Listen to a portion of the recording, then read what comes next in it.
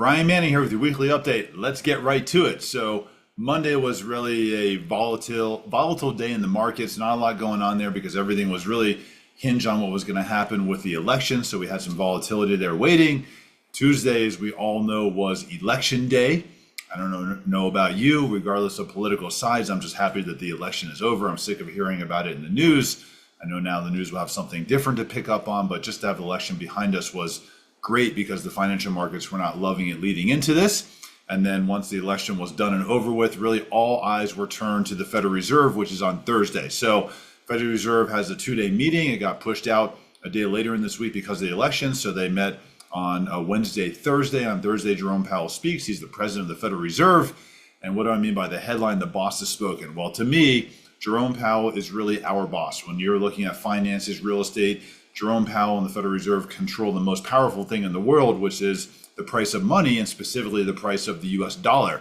And based on what's happening in the market, Jerome Powell and the Federal Reserve truly control everything. If you think about it, how many homes sold back in 2020, 2021? I know we were stuck at home with COVID, but the reason why so many homes sold was because rates were low, the cost of money, the cost of borrowing was low. Now you look at what happened in the market the last couple of years, what happened then? You had supply increase, you had demand decrease. Why? Because rates are higher. So is Jerome Powell, who has control of the money, and he starts to decrease the cost of borrowing. That opens up people to borrow more money in the US economy and around the world. So watching the Federal Reserve is really the boss for all of us in the room because what the Federal Reserve does is impactful to all of us, whether you're buying a home, you own a home, or you're a realtor looking to sell homes to clients. If you're a realtor, you should be paying very close attention to exactly what Jerome Powell does and what he's saying. So the Federal Reserve on Thursday cut interest rates by 0.25%. That's exactly what was expected.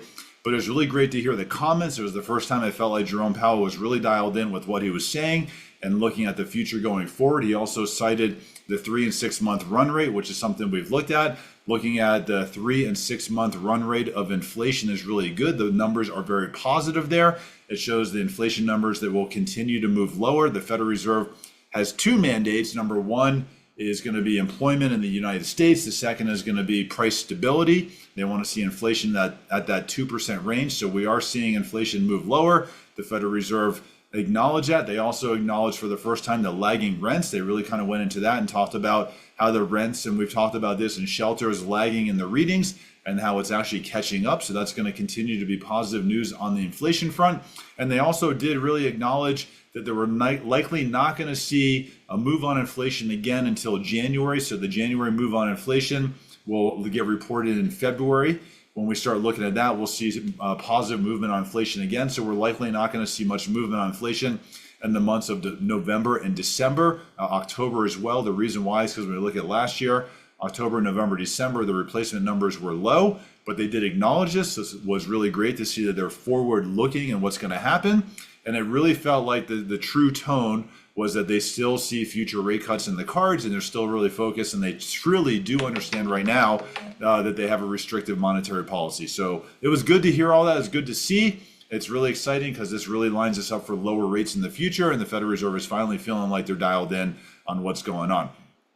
Don't forget, we have Fall Fiesta coming up. It's our 10th annual Fall Fiesta. I cannot believe it. Taking place next Thursday, November 14th at Tiaco. Not different venue, but this is actually where we started Fall Fiesta 10 years ago. Pete Walters has always been amazing to work with. We love Pete. We love Tiaco. We're super excited to go back there. I think we only have 13 RSVPs that are left and available because it's a smaller space compared to where we were the last couple of years. So if you want to attend, please make sure to RSVP. We would love to have you there. We're raising money for Trees, Water, People. They're a phenomenal nonprofit. We first met them on Jam Cruise about 13 years ago. They do really great things. They'll be there to tell you about what they do and where your donations are going. It's a minimum suggested donation of $20 per person. I'm paying for all you can eat tacos, all you could drink, open bar. You don't have to donate anything if you don't want to, but we truly think that asking for $20 for a nonprofit, I don't know where else you can go in Boulder right now and go out to all you could eat, all you could drink for $20. And if you want to donate more, please too. 100% of what you donate, everything goes to Trees, Water, People. So we'd love to see you there. Hope you have a great day. If you have any questions, you want to talk about what's happening with the Federal Reserve, reach out to me anytime. Have a great day. I'll talk with you soon.